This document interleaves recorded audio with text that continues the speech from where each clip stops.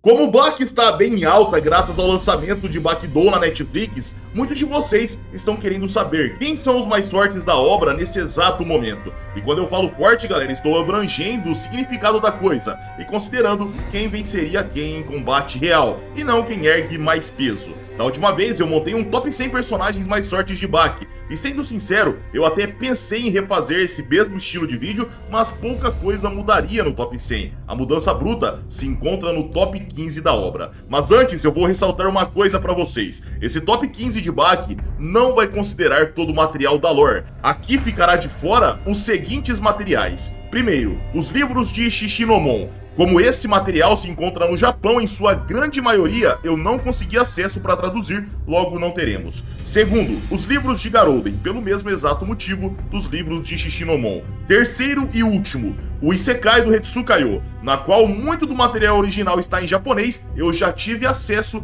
mas eu não peguei para traduzir ainda. Porém, aqui no canal a gente vai fazer essa cobertura em breve. Então aqui será cogitado a entrar no top 15 da obra personagens da linha principal: Grappler Baki, Baki New Grappler, Baki Rama ou Baki Filho do Ogro, chame como quiser, Bakidou, Bakidou 2 e Baki Rahen. Fora da linha principal, os personagens que poderão aparecer nesse top 15 são dos Gaidens Baki Gaiden Kenshin, Baki Gaiden Scarface, Baki Gaiden Kizuzura, Baki Gaiden Gaia, Baki Gaiden Gaia e Sikorsky, Baki Gaiden Hana no Shiharu, Baki Gaiden Yuenshi e o mangá de Garouden, que pertence ao mundo de Baki e seus Gaidens. Então, se vocês não ver algum personagem desses Gaidens aqui, significa que ele não mereceu entrar na lista dos 15 personagens mais poderosos de Baki. Então, sei lá, por exemplo, cadê o pai da Kozui, do Gaiden do Mumon? Ele não mereceria estar no top 15? Se ele não aparecer aqui, é porque ele foi considerado e não entrou. Dito isso, vamos começar. Na nossa 15ª colocação, temos Motobi Zou armado, o mestre fundador do estilo Motobi de Jujutsu. Após ser devastado por Yujiro Hama no passado, Motobi percebeu um nível de força que seus braços jamais alcançariam. Então começou a refinar seu estilo para combates de vida real, vida ou morte, melhor dizendo. Considerado pela fanbase como o Batman da obra, Motobi apresenta um nível de preparo e análise de cenário refinado. Seus oponentes raramente vão enfrentar Motobi sem armas, galera, a não ser que ele queira estar. E se essa sua versão fosse considerada aqui, ele desarmado, Motobi não teria chance de chegar perto do top 15 da obra. Porém, Motobi é mestre de Gaia e Junichi Hanada, pode carregar consigo um arsenal de armas normalmente, tendo espadas, lâminas menores, correntes, porretes, espadas de madeira, soqueiras, malhas de proteção, shurikens e até explosivos. No passado, o Motobi conseguiu humilhar e deixar à beira da morte Ryukou Yanagi, possivelmente, galera, o prisioneiro no corredor da morte mais mortal de todos. Motobi venceu Jack Hama dando tudo de si, provavelmente o feito mais impressionante de toda a sua vida. Ele venceu Miyamoto Musashi, mas todos sabemos que Miyamoto não queria matar Motobi.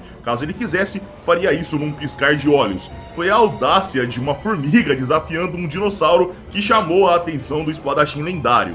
O próprio Motobi admite que o Musashi poderia ter acabado com a luta várias vezes se estivesse lutando a sério. Mas Musashi não fez isso pelo tanto de vontade que o Motobi entregava no combate. Motobi não era um lutador, era um sobrevivente, um guerreiro. Ele sabia que Musashi era muito mais forte, mas também sabia que ele não o levaria a sério e isso poderia ser fatal. Hoje, Motobi, mesmo com suas armas, ficou para trás, mas se ele se preparar, colocar armadilhas, soníferos, usar todas as suas armas, preparar o cenário todo antes do combate, ele vai tirar vitórias de nomes que estão acima dele nessa lista. Mas como estamos considerando o Motobi com armas, mas sem preparo, ele fica aqui na nossa 15ª colocação. Agora, em 14º lugar, Gouki Shibukawa, o mestre supremo de Aiki, fundador do estilo Shibukawa Jujutsu e faixa preta de Judô. Com quase 80 anos de idade, tendo 1,55 m e pesando apenas 47 kg, esse velhinho é possivelmente menor e mais leve que a sua namorada, mas é muito, muito superior do que eu e você e a maioria dos personagens da obra. Estamos falando de um personagem, galera, que surpreendeu Miyamoto Musashi, o fez sangrar e o redirecionou, mas no final acabou sendo derrotado, pois a diferença de níveis era grande demais. Shibukawa não é o tipo de personagem que você vai ver virando um carro com as mãos, tá, galera? Mas você vai ver ele virando os personagens que viram os carros com as mãos como se não fosse nada. O velho mestre é um especialista na arte do controle do corpo inimigo, capaz de redirecionar potencialmente qualquer força e energia que vem até ele. Porém, galera, Shibukawa tem duas grandes fraquezas na minha opinião. A primeira é a resistência física e esse é o principal motivo dele não estar mais acima na nossa lista. Shibukawa é um monstro, mas quando começa a ser acertado, ele vai ser afetado por personagens que não estão nem entre os 20 personagens mais fortes da obra. Um exemplo disso é na luta contra o gigante Ozeki Kyogei. Com 2,31 m e 290 kg, Kyogei era de fato uma anomalia. Durante parte do combate, vimos o mesmo tentar agarrar e sua força simplesmente ser negada pela técnica de redirecionar, exceto por um momento onde a força do gigante foi tamanha que conseguiu lançar o velho mestre para longe. E aproveitando a deixa para continuar, temos o segundo problema de Gouki Shibukawa, que é quando ele é acertado por socos, chutes e derivados. Shibukawa é muito dependente, galera, de ser segurado, agarrado, pois é aqui onde seu estilo brilha. Muitos vão dizer que acham que Shibukawa é mais sorte do que Nomi no Sukune II, por exemplo, porque ele ergueu o gigante facilmente, mas eu discordo, isso está completamente errado. Se com um tapa Ozeki Kyogei causou dano a Shibukawa, imaginem o que Nomi no Sukune II faria. Sukune fazia quarteirões tremer, imagina um pisão desse no Shibukawa. Mas precisamos ser claros aqui, tá, galera? Para superar o velho mestre que vem evoluindo a cada arco que passa, o personagem precisa se encontrar num patamar de força, velocidade, resistência e técnica extremamente elevado, senão será derrotado. Em 13º lugar, Orochido, o deus da guerra, o mestre máximo do Karate Shinkai, o matador de tigres. E aqui eu já quero começar respondendo uma pergunta que normalmente fazem bastante: o Doppo tá mais forte atualmente ou não? E a resposta para isso tá na própria obra. Doppo teve seu auge físico no ano em que enfrentou Yujiro Hama, ali foi seu ápice. A partir daí, seus atributos como força, velocidade e resistência começaram a reduzir. Porém, Doppo disse que havia meios de continuar evoluindo e isso era afiando as artes marciais. Doppo mostrou estar em um nível técnico tão refinado, galera, que é capaz de surpreender Katsumi Orochi. O velho mestre é sagaz, usa da surpresa para enganar e tirar vantagem em combate. Mas essas coisas deixam ele num patamar elevado e é o que importa em lutas reais, mas não é o suficiente para escalar posições acima. Vimos que ele saiu bem ferido do combate contra o Sekiwaki Taketsurugi. Seus ligamentos e braço direito foram destroçados com uma torção, mas quando o Doppo ficou sério, ele lançou um chute com tanta força em Taketsurugi que a alma do mesmo chegou a sair para fora. E aqui, pessoal, alguém pode se perguntar o porquê de eu estar usando os lutadores de sumô como exemplo e não outros personagens de outros momentos. Esses personagens servem como parâmetros, pois vieram com a proposta de contestar o ranking dos mais fortes da obra em um período de certa forma recente. Então é justamente por isso que eles servirão como base em alguns momentos. Voltando, Doppo, galera, tem tanta força que ele pode matar tigres com golpes únicos, destruir o concreto como se fosse papel. Ele destruiu a caixa torácica e parou o coração do mestre Dorian com um único ataque. Dorian era alguém capaz de cavar através de montanhas com seus socos. O cara literalmente construiu um túnel subterrâneo na base da porrada, mas foi subjugado pelo velho mestre. Doppo foi capaz de tomar um chute nos testículos de Katou Kiyosumi lá no primeiro mangá e ficar tranquilo, como se não tivesse acontecido nada. Porém, Doppo não se resume apenas a atributos físicos. Ele tem uma versatilidade extrema para lutar em diversos cenários de combate. Em seu currículo, ele já venceu Gouki Shibukawa. Foi por um bom tempo o nome que talvez poderia fazer frente a Yujiro Hama, e no seu auge fez o ogro ativar a Demon Back. Em 12º lugar, Katsumi Orochi, a arma letal do karatê moderno. Eu sei que aqui podemos ter discordâncias com a posição anterior, pois Doppo mostrou num combate muito recente que ao lamber a mão de Katsumi e o mesmo ficar com nojo, ele poderia ter acertado um chute nos testículos e dominado o combate. Porém, por mais que Katsumi tenha sofrido essa derrota moral, eu acredito que atualmente ele vence sim seu pai adotivo. E eu vou falar o porquê aqui. Capaz de superar em muito a velocidade do som, Katsumi golpeia casualmente como se fosse um jato hipersônico. Se tiver vidros próximos, eles serão destruídos. Ao golpear Piccolo, um estrondo sônico emanou por todo o estádio. Na época, Katsumi não resistia ao poder dos próprios golpes e se destroçava ao bater, mas atualmente ele não tem mais esse problema e isso foi comprovado recentemente na luta contra Shishimaru, o Sekiwaki mais forte da história. Mas se fosse apenas isso, galera, Katsumi poderia até mesmo perder a luta contra o mesmo. Hoje, seu maior trunfo é a alma que abriga no braço direito de Katsumi Orochi, pois não é o seu braço em si, e sim o braço de ninguém menos que Hetsu Kaiô. Mesmo que Katsumi esteja inconsciente, Hetsu assume, ataca e defende sem que o seu portador atual entenda nada, dando a possibilidade de Katsumi ter o Kenpo chinês no seu arsenal. Porém, Katsumi ainda carece de muita força e resistência, galera. Ele mostrou tomar muito dano dos golpes de Shishimaru. Os golpes de Katsumi, apesar de extremamente velozes, não foram capazes de sequer causar dano na pele do Piccolo. Por mais que o Katsumi Orochi consiga chutar 10 tacos de madeira e destruí-los como se não fosse nada, por mais que ele consiga derrubar Yashazaru Jr. com um golpe e tratá-lo como um gatinho, isso ainda assim não é o suficiente para o patamar atual da obra. Pra quem não se lembra, galera, o Yashazaru anterior era um animal que poderia destruir uma caverna com seu avanço, as paredes da caverna, e o que o Katsumi subjugou era o filho do mesmo, ainda mais forte e superior. Mas como eu disse, isso ainda não é o suficiente para o patamar atual da obra. Na luta contra o Piccolo mesmo, a gente pode tirar de comparação seus golpes e o que o Hetsu Kaiô fez com o Piccolo ao bater. Estavam em prateleiras diferentes de força física. Outra coisa que eu não posso esquecer aqui também, galera, é que foi apresentado pra gente lá no capítulo 204 de Grappler Back, onde Katsumi teve ossos deslocados e realocou eles facilmente como se não fosse nada. Então é por esses motivos que eu o coloco acima do seu pai Orochidopo. Em 11º lugar, nome no Sukune II, o Super Rikishi, o sumotori mais forte da história. Com 2 metros e 10 centímetros e pesando 250 quilos, Sukune não fez igual a Shibukawa, Doppo ou Katsumi. Ele enfrentou o Heihou, o Yokozuna mais poderoso, o sumotori acima de Kyogei, Shishimaru e Taketsurugi.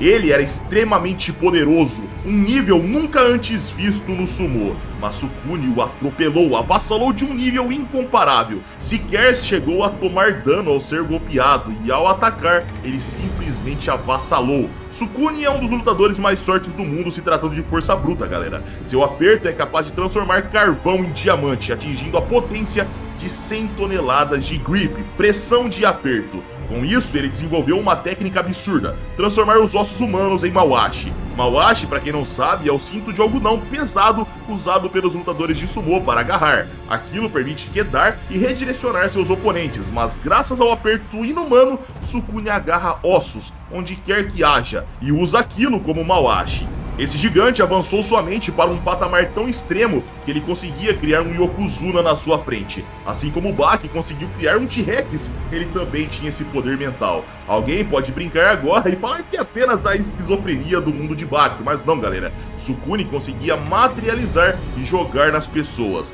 E esse foi o segredo dele, que elevou ele num patamar considerado impossível e fez ele ir além de tudo o que o mundo do sumô já havia visto. Seus pisões fazem quarteirões tremer, transcendem o reino material e expulsa literalmente espíritos malignos do solo com o seu Shiko, algo que só era considerado na modalidade como algo imaginário, um ritual, mas não. Sukune conseguiu transformar o impossível em algo palpável. Ele chegou na obra conseguindo tirar o poço de Oliva Biscuit e dar a ele um dos traumas mais sinistros de toda a obra. Pegou as costelas de Oliva lá embaixo e puxou todas pra cima, destroçando, quebrando todas elas.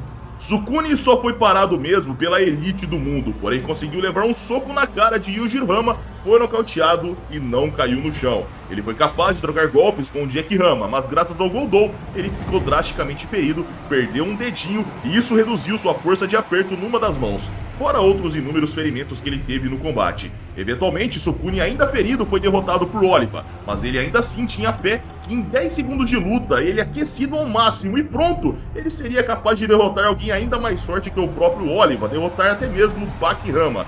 Mas quando o combate começou, galera, Baki em menos de 9 segundos o derrotou sem se aquecer, sem levá-lo a sério e como se estivesse passeando num parque. Se era 10 segundos que Nome no Sukune precisaria, muito bem, Baki daria 9.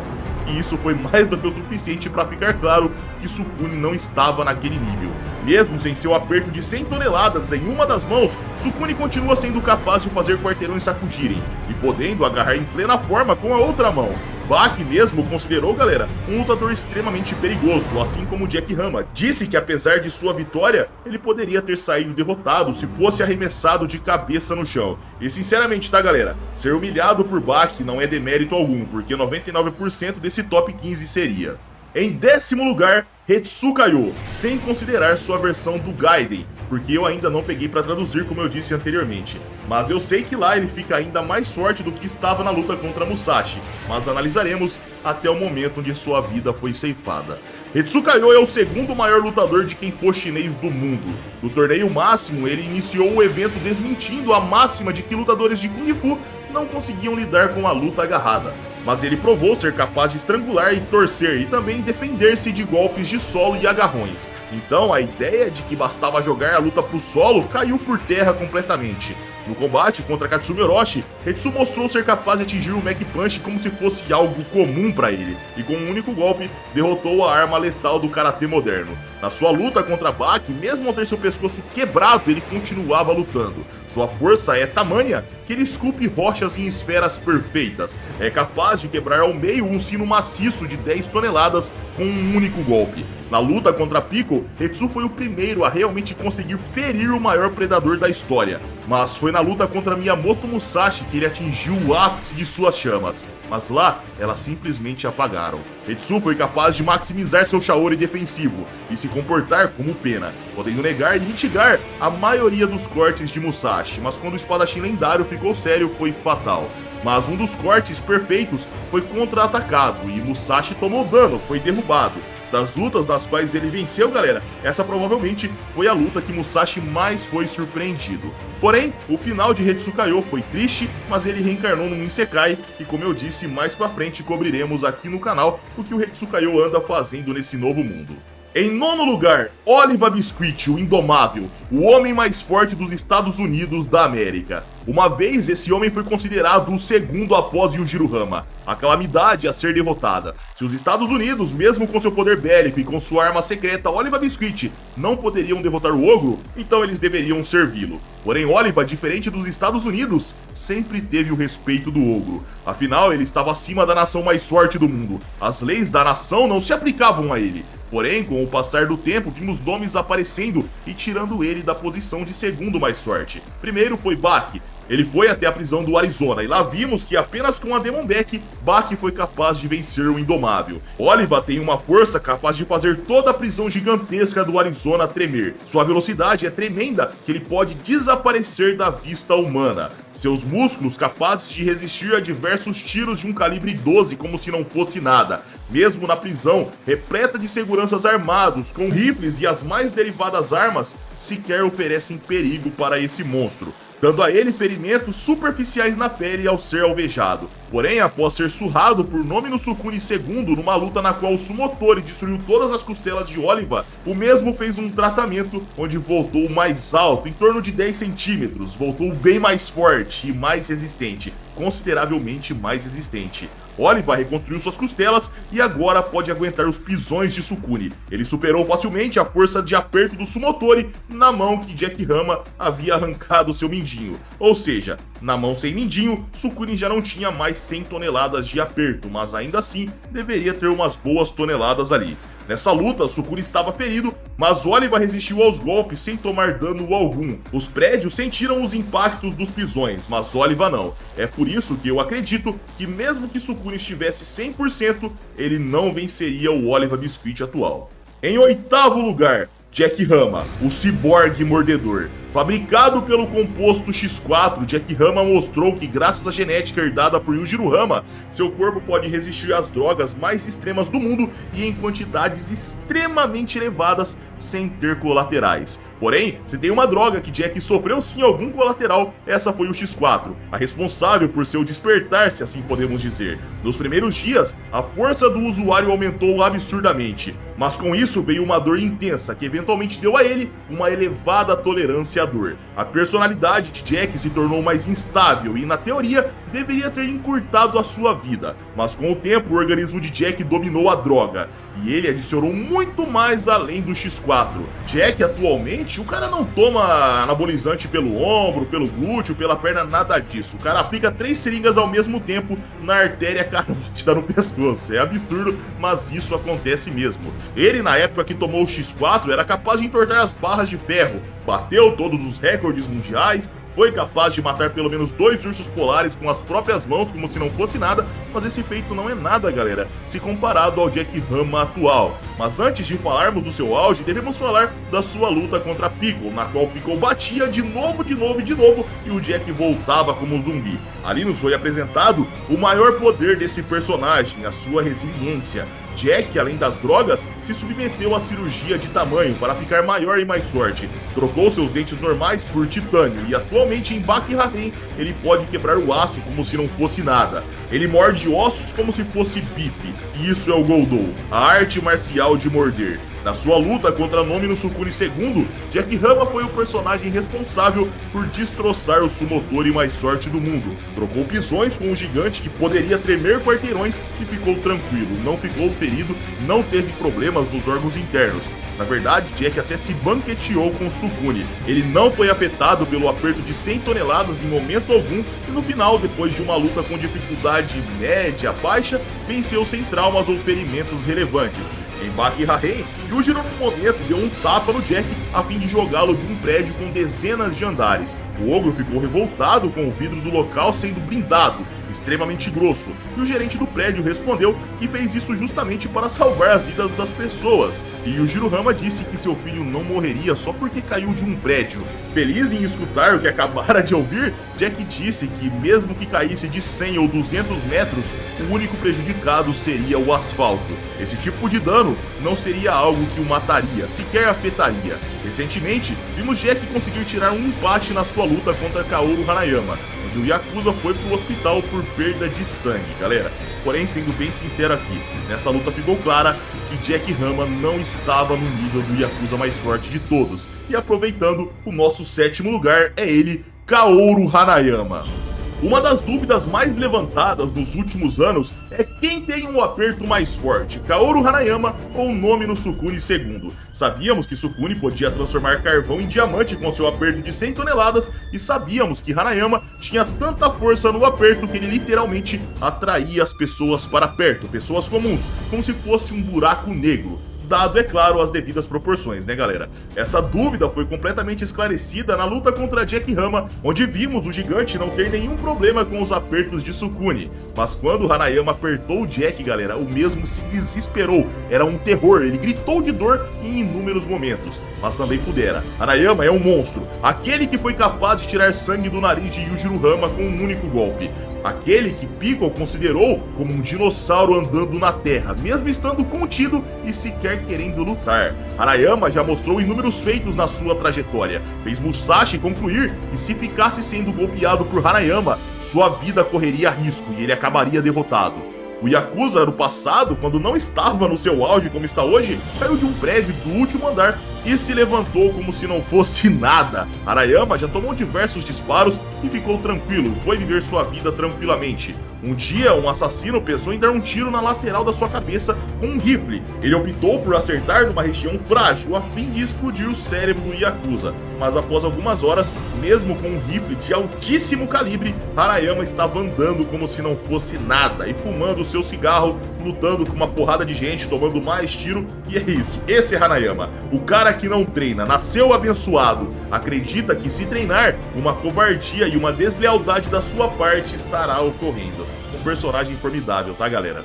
E agora, em 6º lugar, caindo uma posição no ranking anterior que eu fiz, Pickle, o predador de dinossauros. Pickle apareceu na obra, galera, tendo aproximadamente 2,5 metros, um monstro capaz de enfrentar exércitos armados. Pickle no passado atropelou todos, só parou mesmo quando enfrentou 2 dos 3 mais fortes da obra, Baki e Musashi. Ele tinha como perspectiva do autor estar em processo evolutivo, em fase de crescimento, mas por algum motivo vimos Pickle diminuir com o passar do tempo. Talvez um efeito da atmosfera diferente dos dias de hoje? Uma alimentação reduzida? A gente não sabe, talvez o Itagaki quis fazer o Jack Rama maior e deixar o Jack com 3 metros de altura seria algo meio estranho na visão do Itagaki. Na minha opinião, não. Colocava o Jack Rama com 3 metros de altura e não 2 metros e 43 e deixasse o Piccolo com 2 metros e 45 mesmo. Mas enfim, o Piccolo atualmente tenta se adaptar à era moderna, mas isso fez dele alguém que, ao meu ver, enfraqueceu demais. Ele fez uma luta duríssima contra Jack Rama na revanche e, na minha opinião, estava perdendo. Porém, eu coloco o Piccolo acima do Jack nessa lista porque o Piccolo não se transformou. A transformação dele, galera, para quem não sabe, aumenta seu tamanho e otimiza todos os seus atributos. Acredito que essa transformação ainda manteria ele acima dos nomes anteriores, mas ainda assim, Piccolo é a maior decepção de Baki atualmente pra mim. Ele era alguém que deveria lutar para entrar no topo da obra. Tínhamos como expectativas, e se o Piccolo aprendesse técnicas, artes marciais, o quão forte esse cara ficaria? Afinal, ele já tem uma força próxima de rivalizar com Baki e o Yujiro-Hama. Será que ele poderia ser uma ameaça para esses dois eventualmente? Essas eram as dúvidas, né, galera? Mas não, isso infelizmente não aconteceu. Agora precisamos lidar com o Piccolo tendo um pouco mais de 2 metros de altura e pesando em torno de 130 quilos. Ou seja, o Piccolo tá mais leve do que eu e eu tô quase do tamanho dele. Palhaçada do caramba. Enfim, o gigante da Era Jurássica simplesmente não está mais entre nós. Katsumi, que tinha 1,86m, 116kg, não ficaria mais parecendo uma criança se parasse diante do Piccolo atualmente. Jack Rama, que era pequeno, ficou gigantesco diante desse predador. Enfim, senhores, uma pena, digitem F aí nos comentários pro Piccolo. Em quinto lugar, entrando na posição do Piccolo, Kaku Kaio, o mestre de Kenpo chinês mais forte da história. Com mais de 146 anos de idade, medindo 1,55m e pesando aproximadamente 40 quilos, esse velho mestre é simplesmente insano. Ele pode se orgulhar para sempre de ter feito Yujiro-Hama recuar do seu soco. A enciclopédia do velho mestre diz o seguinte, abram aspas, Kaku Kaio era um jovem arrogante e prepotente, que se considerava o homem mais forte de toda a Ásia. Ele acreditava que os fortes sempre venceriam os fracos e zombava da lógica das artes marciais chinesas. Pensava que os fisicamente mais fracos não podiam derrotar os mais fortes. Nessa época participava de muitas lutas contra animais selvagens e outros lutadores. Mas um dia, Kaku enfrentou um mestre de artes marciais chinês já idoso e foi facilmente derrotado. Depois disso, decidiu abandonar o treinamento físico e começou a levar a sério a filosofia do Kenpo chinês. Após um longo período, finalmente alcançou o verdadeiro poder das artes marciais chinesas. Apesar de ser um lutador franzino, tornou-se grão-mestre supremo desse estilo de luta. Fecha aspas. Galera, com exceção de Yujiro-Hama, que se tornou um Kaiô, Kaku é o soberano entre os Kaiôs. Ele dominou o Shaori defensivo, fazendo ele ser capaz de mitigar muitos dos golpes da criatura mais forte da Terra, mesmo pesando 40 quilos. Com seu Shaori ofensivo, ele foi capaz de tirar sangue do ogro, fazer o mesmo recuar. Porém, com o passar do tempo, Kaku Kaio percebeu que a diferença de níveis era grande e optou por fazer seu coração parar para não ter que continuar enfrentando o ogro. Em quarto lugar, Miyamoto Musashi, o maior espadachim da Terra. Imagine você, um escritor ou um desenhista. Você consegue escrever ou desenhar no céu? Consegue tornar o que está na sua mente em algo físico? Obviamente não. Você pode aí fingir que você está desenhando, mas nada vai sair daí. Você não vai externar para o público que está assistindo ou para a pessoa que você está desenhando o que está na sua mente. Mas Musashi afiou tanto sua habilidade com a espada que ele poderia fazer isso. Ele pode cortar mesmo sem ter espadas na mão. O corte não é físico, é na mente. E o alvo que não tiver a mente preparada o suficiente sentirá a dor real da coisa. Sua habilidade com a espada e em batalha era tamanha que ele aprendeu a cortar pessoas sem sequer usar suas espadas. E sua mente era capaz de captar os sinais cerebrais dos oponentes quando se preparavam para atacar. Mesmo diante do ogro, ao perceber o quão forte a criatura mais forte da era moderna era, Miyamoto Musashi disse o seguinte, abram aspas, ao longo da minha vida eu cortei e fatiei inúmeros, derrotei 60 homens ao mesmo tempo, tive mais de 100 oponentes honoráveis, meu caminho foi trilhado cortando, cada vítima ecoava meu nome pela terra, a capital, Nara e o Edo contavam sobre a minha notoriedade, clãs de todo mundo me admiravam, velhos e novos, as ruas clamavam por meu nome, tive lindas mulheres, riquezas, banquetes e saquê. Tudo o que eu queria era meu, e aqui nessa era farei o mesmo. As ruas voltarão a se encher de canções em meu nome. Serei a maior e mais brilhante estrela que o mundo já viu. Fecha aspas. Musashi, galera, foi o maior terror que os lutadores do mundo de Baki presenciaram, na minha opinião. Ele matou o Hetsukayo, venceu Baki no primeiro encontro, foi capaz de ferir Yujiro Hama, deixou Hanayama à beira da morte e ele só não morreu graças ao Baki, tá? Musashi não só venceu Piccolo, como o aterrorizou.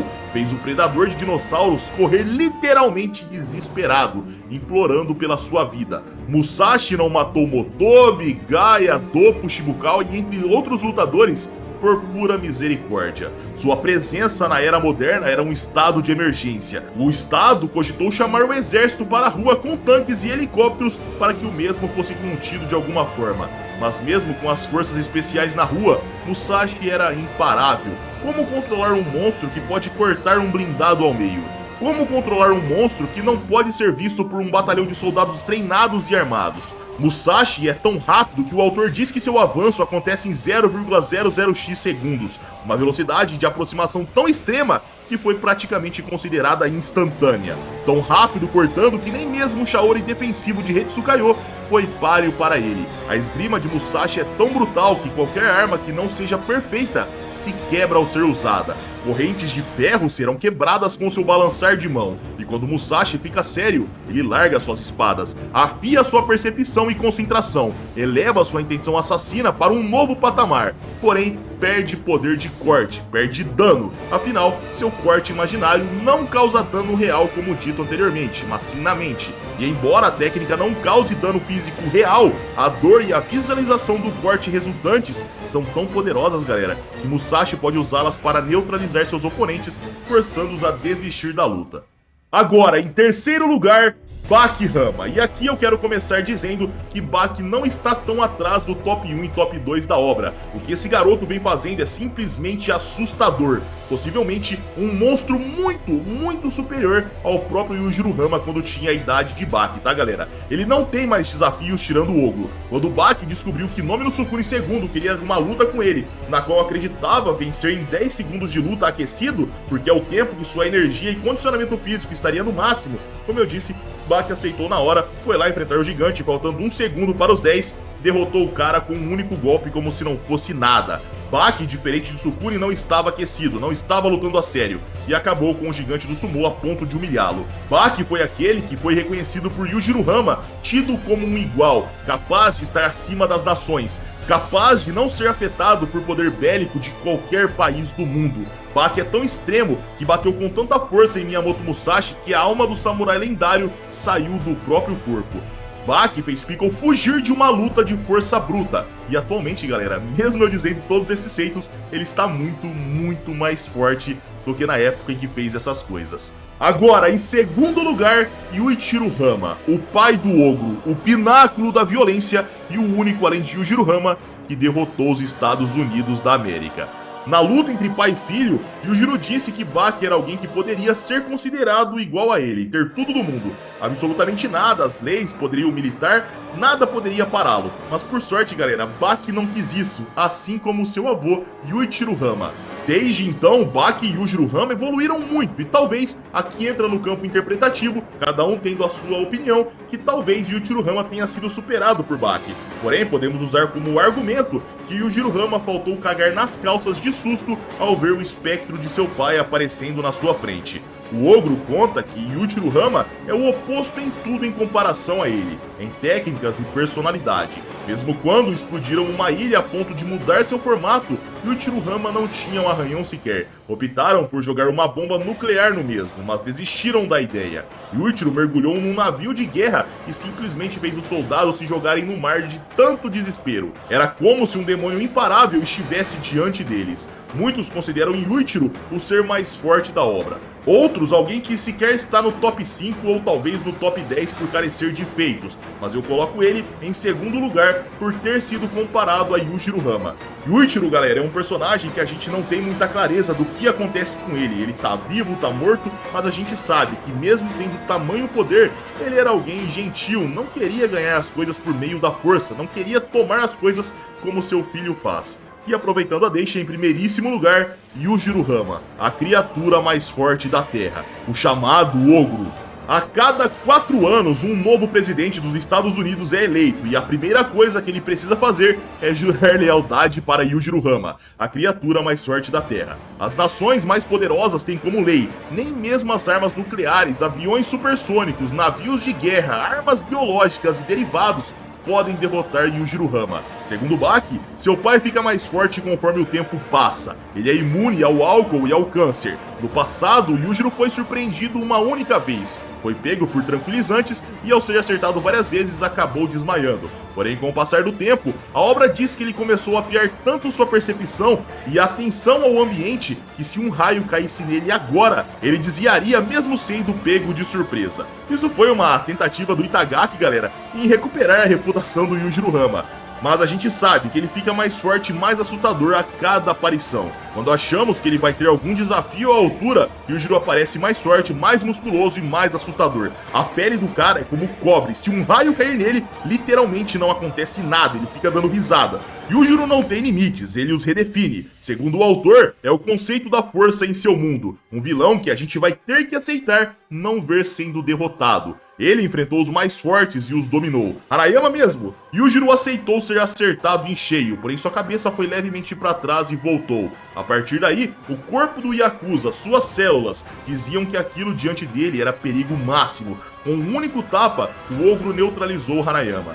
Baki, apesar de ter dado uma luta dura, foi poupado em muitos momentos para que a luta não acabasse. O ogro nocauteou Musashi com um único golpe e esperou mesmo voltar. E ao entender que Musashi estava num patamar abaixo dele, optou por cessar seu desejo de lutar. Galera, esse é Yujiro Hama, o personagem mais assustador da obra. Enfim, esse é o meu top 15, a forma que eu enxergo os mais fortes da obra nesse momento. Comentem aí a lista de vocês, se discordam de algo, mandem bala aí nos comentários. Pessoal, é isso, se curtiram, like para ajudar o canal, se inscrevam se não forem inscritos e caso queiram vídeos exclusivos é só virar membro do canal. Aqui na Sociedade Z, para quem não sabe, a gente faz bastante narração de mangás de artes marciais, tão bons quanto Baki. A gente também tem um clube de membro, onde a gente posta vídeos que não podem ser postados publicamente e tem muito material bacana. Então, se for do seu interesse, primeiro link fixado aí na descrição. Minhas redes sociais vão estar aqui na tela, caso queiram me seguir. E é isso aí, pessoal. Eu tô indo nessa, um abraço, fiquem com Deus e tamo junto.